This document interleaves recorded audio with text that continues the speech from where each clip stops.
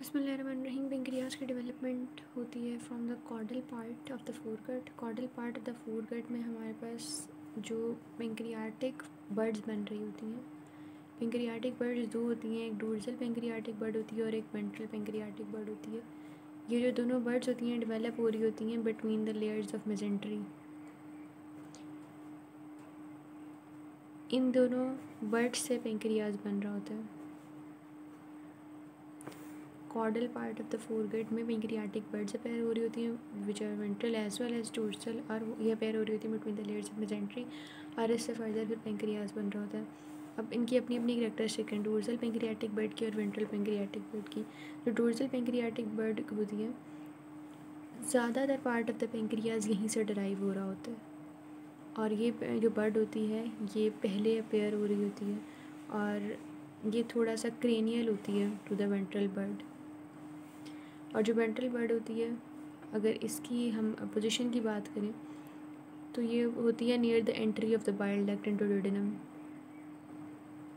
यहाँ पर bile duct duodenum के अंदर एंटर हो रही है, उसके करीब ये प्रेजेंट होती है, और ये वेंट्रल मेजेंट्री के दरमियान ही ग्रो करती है। इसकी ग्रोथ होती है बिटवीन वेंट्रल मेजेंट्री। अब जो वेंट्रल बर्ड होती है उसकी फ़र्दर डिटेल ये आ जाती है कि जब डोडेनम रोटेट करती है राइट की तरफ, तो डोडेनम अपनी एक सी शेप जो उसकी अपेयरेंस होती है वो अटेन कर लेती है। बर्ड इस दौरान, इस रोटेशन के दौरान जो होती है वेंट्रल बर्ड, वो डोर्जली चली जाती है along with the bile duct duodenum की रोटेशन के साथ, क्योंकि बाइल डक्ट ओपन हो रही होती है इनटू द डोडेनम, तो ये होती है near the entrance of the bile duct into duodenum. तो जब डोडेनम रोटेट हुई तो ये जो वेंट्रल बर्ड है ये भी डोर्सली चलेगी, बाइल डक्ट भी डोर्सली चलेगी, हालांकि ये वेंट्रल डक्ट थी ना ये। अच्छा, फिर क्या होता है कि ये अब पोस्टीरियर पड़ी होती है to the dorsal pancreatic bud, और soon it fuses with the dorsal pancreatic bud. Ventral pancreatic bud ही होती है जिससे uncinate process of the pancreas बन रहा होता है। वेंट्रल पेंक्रियाटिक बर्ड ही होती है जिससे some part of the head of pancreas बन रहा होता है।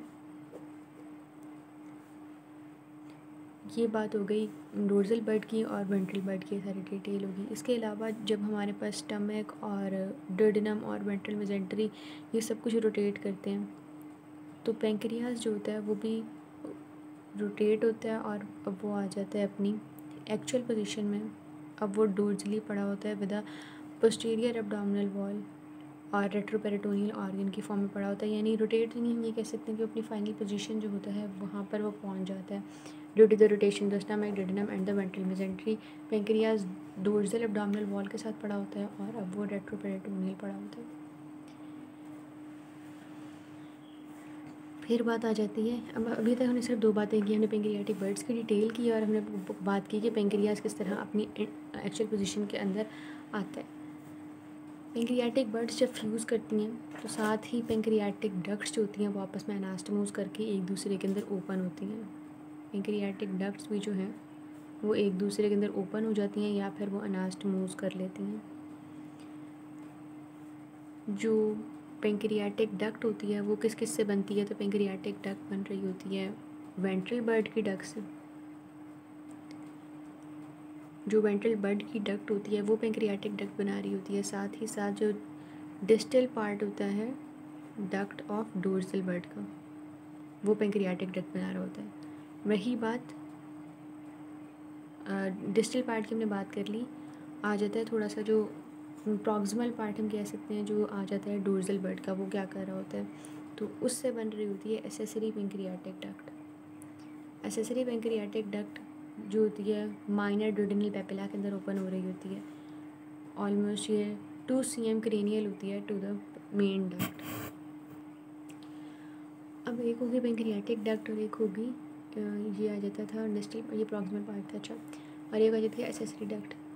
ये दोनों डक्ट्स अब जो पेंक्रियाटिक डक्ट और एसेसरी पेंक्रियाटिक डक्ट है ये दोनों कम्युनिकेट कर रही होती हैं in the most of the cases, लेकिन कुछ केसेस ऐसे होते हैं कि जिसके अंदर ये कम्युनिकेट नहीं करती हैं और ये दो अलग डक्ट्स की फॉर्म में ही रहती हैं।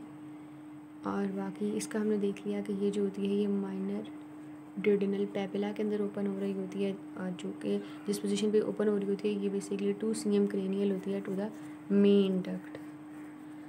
फिर आ जाती है बात इसकी हिस्टोजेनेसिस की।